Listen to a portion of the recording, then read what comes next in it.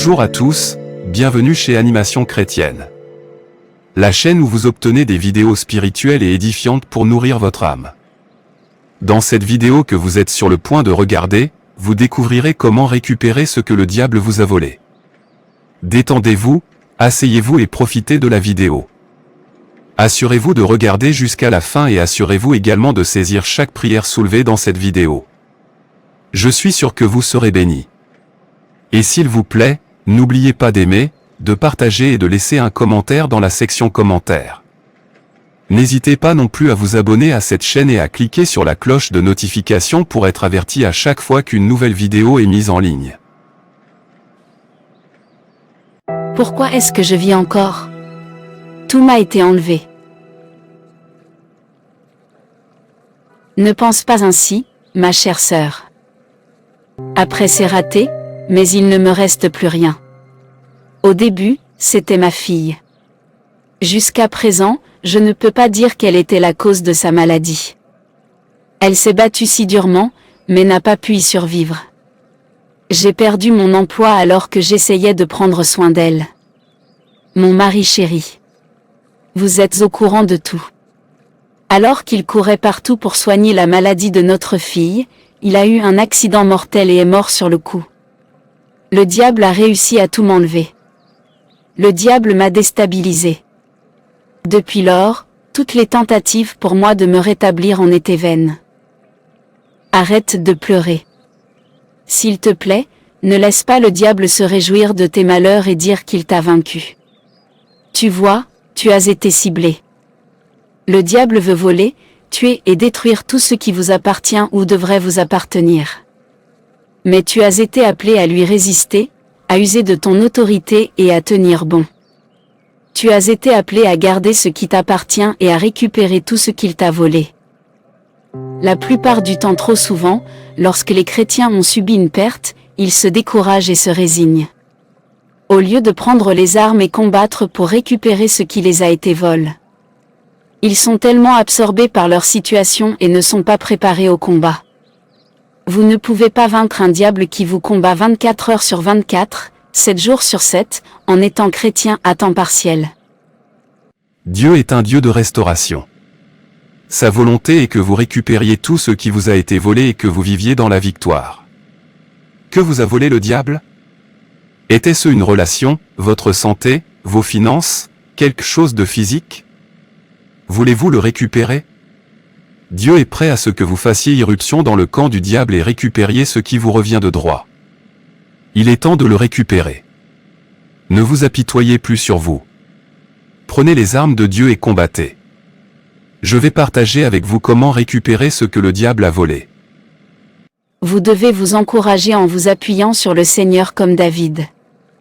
1 Samuel 30 verset 6. David fut dans une grande angoisse, car le peuple parlait de le lapider, parce que tous avaient de l'amertume dans l'âme, chacun à cause de ses fils et de ses filles. Mais David reprit courage en s'appuyant sur l'Éternel, son Dieu. Mais David s'est encouragé dans le Seigneur son Dieu. Cela devait être l'un des pires jours de sa vie, et il avait eu quelques problèmes à son époque. Mais il s'est encouragé en s'appuyant sur le Seigneur. David et ses hommes étaient partis au combat lorsqu'ils rentrèrent chez eux à Tsiklag, pour découvrir que leurs ennemis, les Amalécites, avaient tout pris.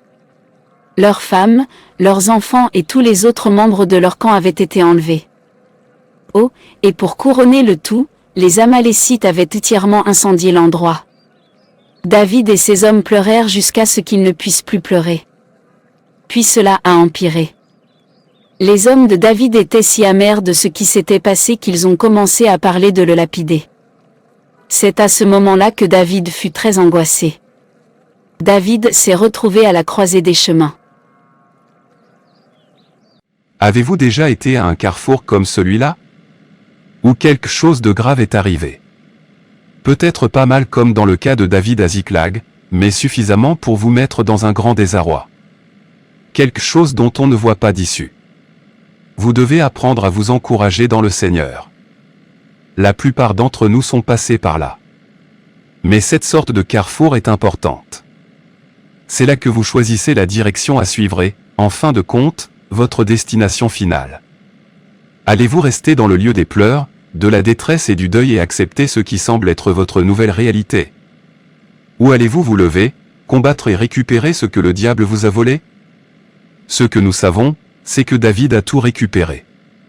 1 Samuel 8 verset 20, et David consulta l'Éternel, en disant, poursuivrai-je cette troupe? L'atteindrai-je? L'Éternel lui répondit, poursuis, car tu atteindras, et tu délivreras. Et David se mit en marche, lui et les 600 hommes qui étaient avec lui. Ils arrivèrent au torrent de Besor, où s'arrêtèrent ceux qui restaient en arrière. David continua la poursuite avec 400 hommes, 200 hommes s'arrêtèrent, trop fatigués pour passer le torrent de Besor. Ils trouvèrent dans les champs un homme égyptien, qu'ils conduisirent auprès de David. Ils lui firent manger du pain et boire de l'eau. Et ils lui donnèrent un morceau d'une masse de figues sèches et 2 masses de raisins secs.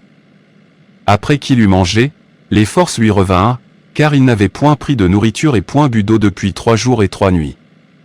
David lui dit, « À qui es-tu, et d'où es-tu » Il répondit, « Je suis un garçon égyptien, au service d'un homme amalécite, et voilà 3 jours que mon maître m'a abandonné parce que j'étais malade.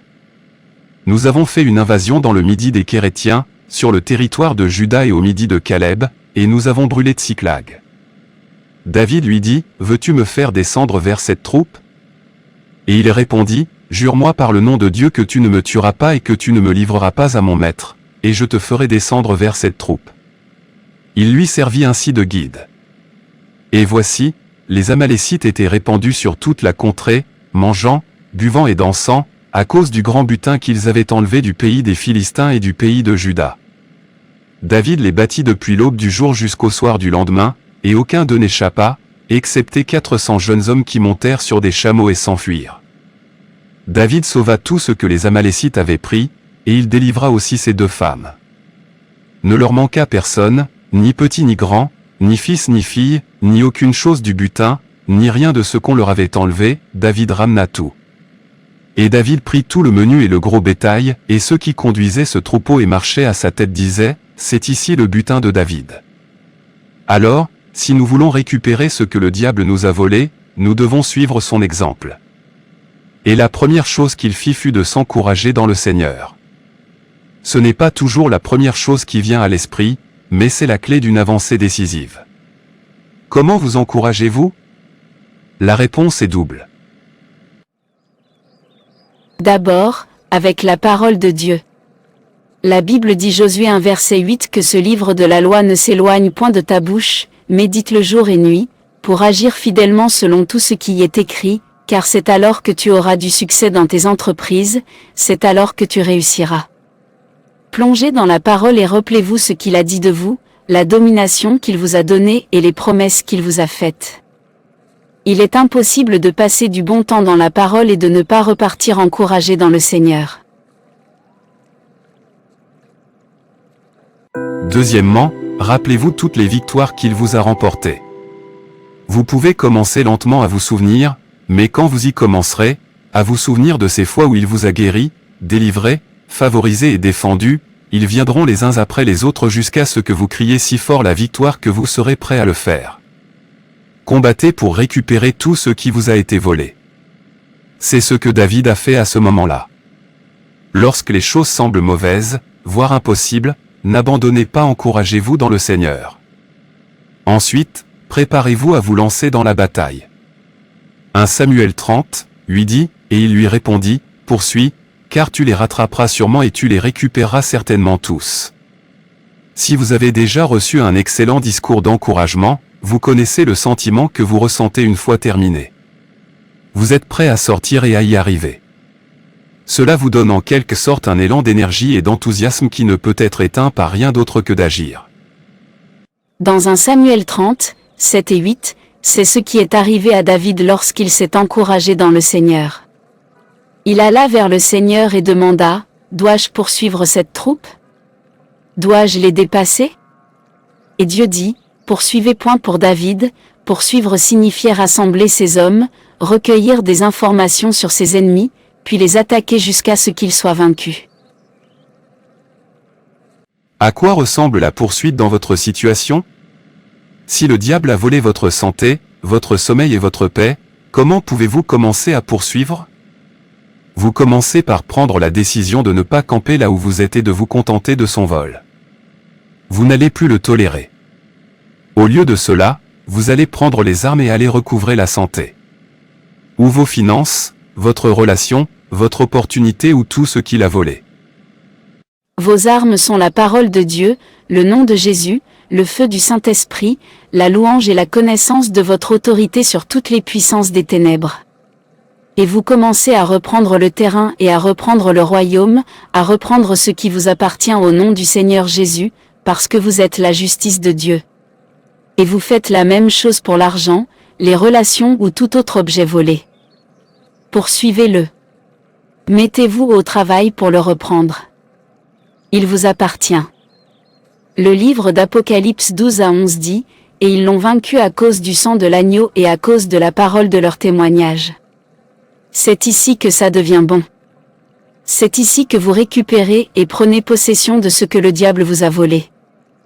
La partie est finie pour le diable, et il le sait.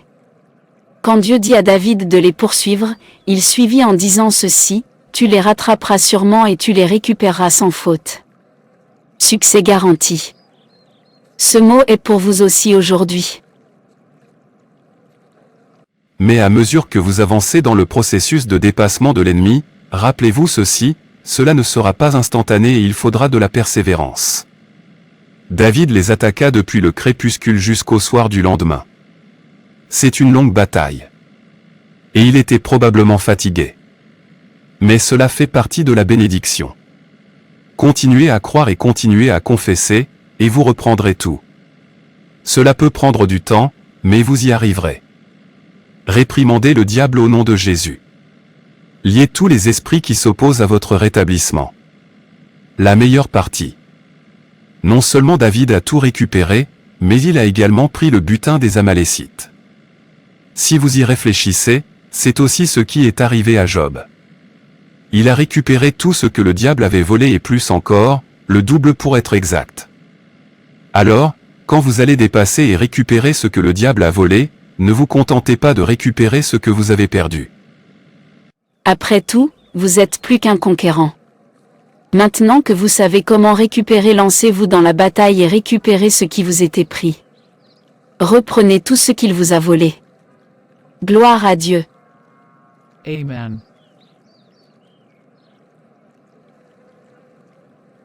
J'espère que vous avez apprécié la vidéo. Oh oui. Vous n'êtes pas obligé de vous asseoir et de continuer à languir dans le chagrin, la douleur et le chagrin. Vous n'êtes pas obligé d'abandonner. Vous pouvez encore rebondir. Ne laissez pas le diable vous tromper. Il est temps de le récupérer. Il est temps de récupérer tout ce que le diable et son agent sous forme humaine vous ont volé.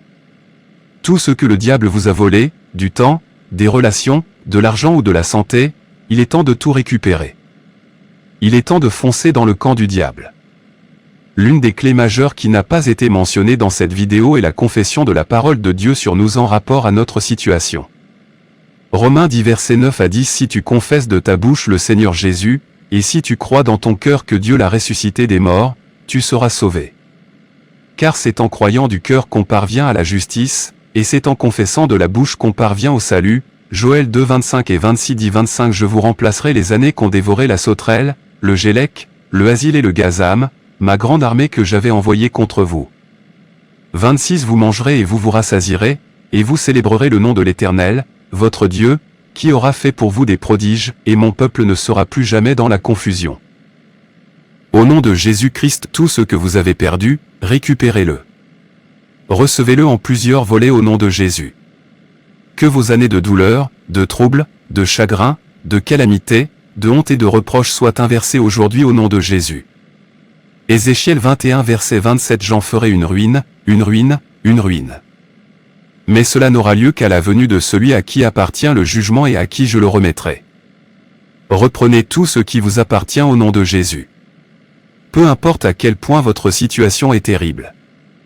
Que cela soit inversé au nom de Jésus. Job 22 verset 29 dit, Vienne l'humiliation, tu prieras pour ton relèvement, Dieu secourt celui dont le regard est abattu.